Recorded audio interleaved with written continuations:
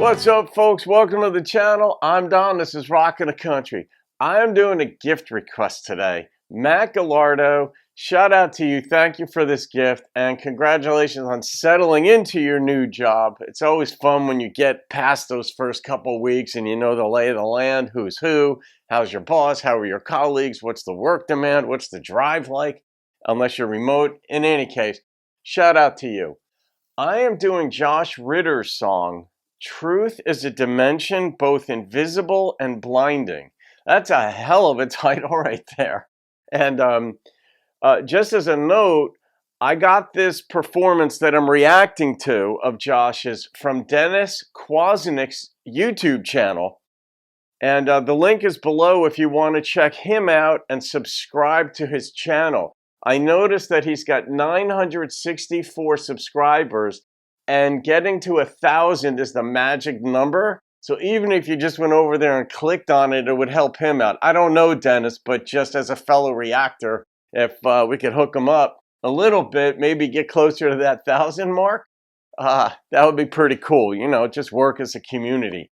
But any case, let's see what we've got here.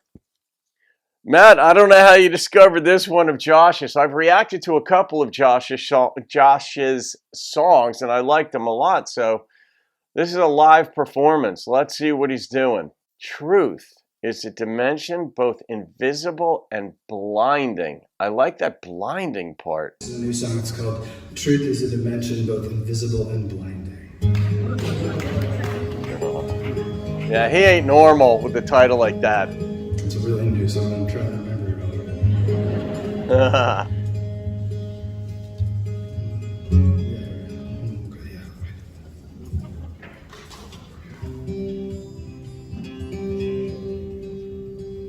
I got off the highway north of Desert Canyon Station. I was driving with the headlights off, just stars for navigation. My telescope, my notes, my ham sandwiches and coffee. Sometimes you must be all alone, there ain't no way to not be. I was thinking about Tanya, how things had rearranged and everything had gone full circle. We were back to being strangers. She was with a man named Neil now, that's all I knew about her.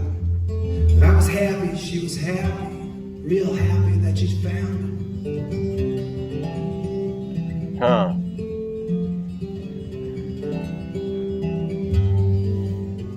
It was just after 11 when I pulled off at the lookout. The parking lot was empty and the air still smelled like cookouts. And yes, I admit I told one. That doesn't change what happened.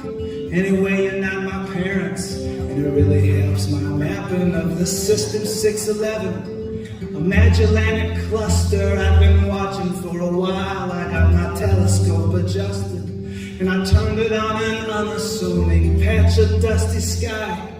There was really 50 million stars, a billion light years wide. Maybe not a billion, but I get the point.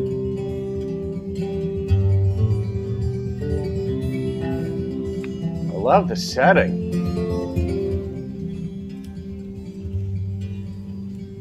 And all it was at once as if time had been suspended, and a vision poured into me like a bottle had been abandoned and was filled with revelation. Oh, crap. So the truth is poured into him like a bottle that had been abandoned?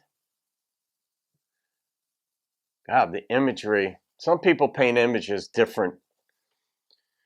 Both infinite and finite, filtered down the telescope and coded in the starlight. It said truth is not immutable, itself is a dimension. Truth can be both weighted down and warped in strange directions.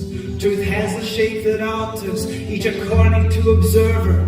Sometimes you must be close to it, sometimes you must be further. Truth can bend and truth can break, depends on how you ask it. It frays or it may blaze. I had some Paul down for Damascus, and it sometimes gets mistook for God, sometimes for a servant. It both exists and doesn't, like a star that's not observed yet. God, there's so much going on. And this is what happens in every one of his songs. There is so much going on. He comes rapid fire. His brain works at a very high frequency, and he writes things down, I think, in very high frequency. Then he tweaks it, but then he sings it at very high frequency. Just as an aside, I'm probably going to send this link. I don't know her, but I'm going to do a recommendation that you guys get to know her. No Protocol is the name of her channel. And she's a highly intelligent, philosophical person and just very pleasant, but philosopher, flat out. She doesn't advertise herself as such, but she is. Takes one to know one in a sense. But what Josh Ritter just brought Paul on his way to Damascus, and sometimes he mistakes something for God, and da-da-da-da-da-da. I'd have to see these lyrics. John once returned my thoughts to System 611, still twinkling down the telescope into my mind from heaven. And I stood there looking upwards as the darkness turned to dawn, received that strange transmission until finally it was gone. What was that transmission now?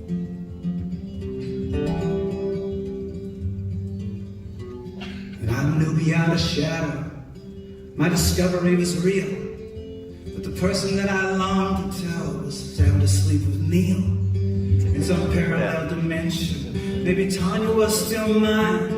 In this one she loved someone else that left me to search the sky. So I sat and wrote this down to alert you of my findings. I call it love. Truth is a dimension both invisible and blinding. You can give me the awards now, you can knight me or whatever. I got nothing going on now. Me and Tanya are together. Now you could go ahead and laugh at me. All of my conclusions, symposiums and seminars and think tank institutions. And you may even talk to Tanya. Let me ask you, if you do, please tell her that I love her. That will always be the truth.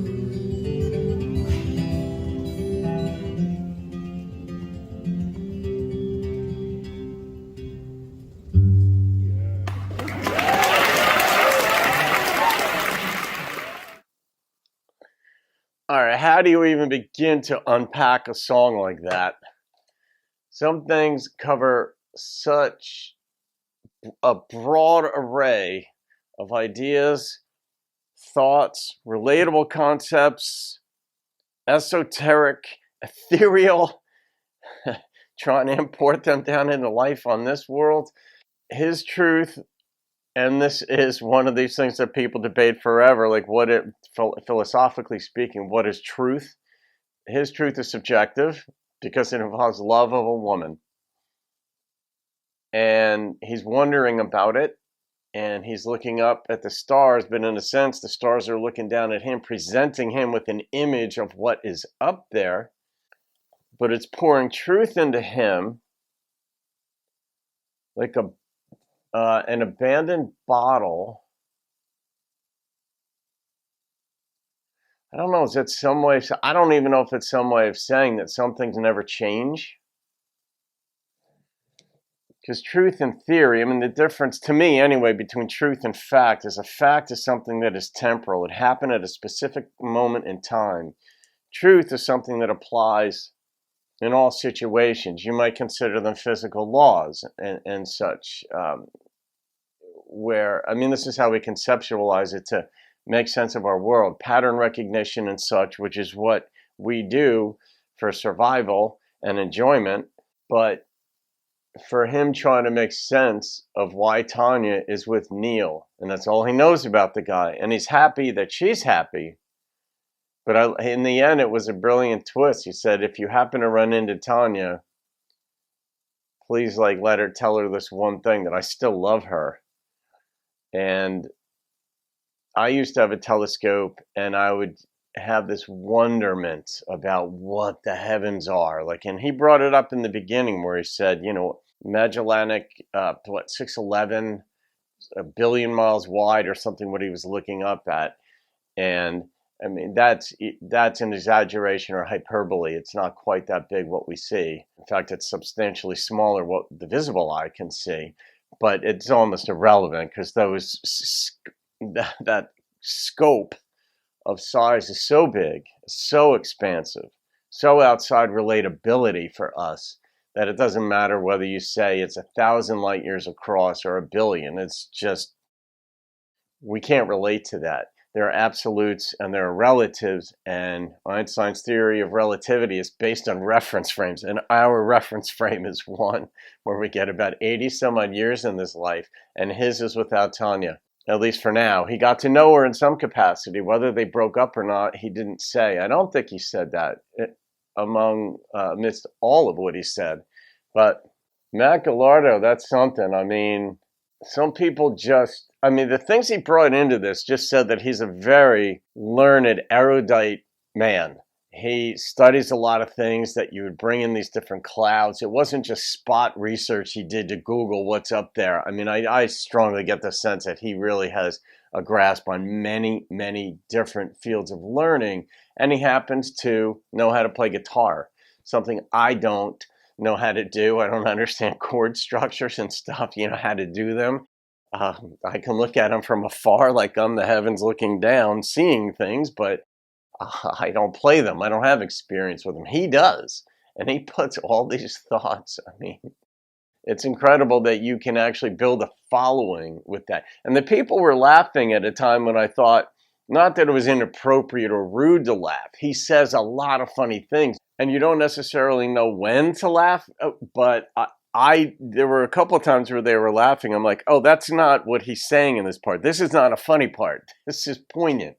And but he did say some funny things later. But this was really about heartbreak and how we all experience heartbreak in our own way. He happened to have a telescope looking up, and he was reflecting on so many things. But he drove out maybe to look up to the heavens to get answers to why.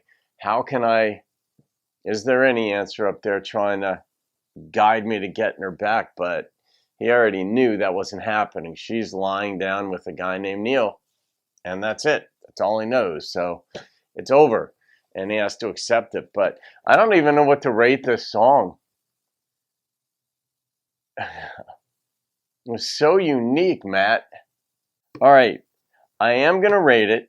Because I like being bing, bing, binged all over the place and trying to make those connections. It really is about so like I said, pattern recognition. I'm on this pattern recognition thing because so much of life involves trying to recognize patterns, whether you invest in stocks, whether you're trying to get a relationship with someone, you're trying to figure out what works. Knowing yourself and your place in the universe helps a lot. Knowing the lane that you're in, your proclivities, your strengths, your weaknesses, knowing certain aspects about yourself helps a lot. It might even be the biggest determinant of how you can go through life and sort of fit into this world in some way to make it work for you. But he's like John Prine-ish, but on a different level. And I don't mean that on a better level. I mean just different. John Prine brings in different thoughts. Josh Ritter just goes crazy with all these thoughts. And I love the challenge of trying to figure out what his connections are. That's one of the beauties of loving thought, loving ideas, loving to analyze things, is that you take somebody like this who's throwing out all these ideas, and it wasn't just like a blathering out on the paper and then taking a guitar and doing it. To him, these thoughts are connected. And I like to say, all right, can I get inside his head on some level and figure out the connections he just brought to us? And the answer on one listen is no, I don't have them all. I may not even have the basic premise. Well, I do that. I mean, he lost Tanya and he wants her back.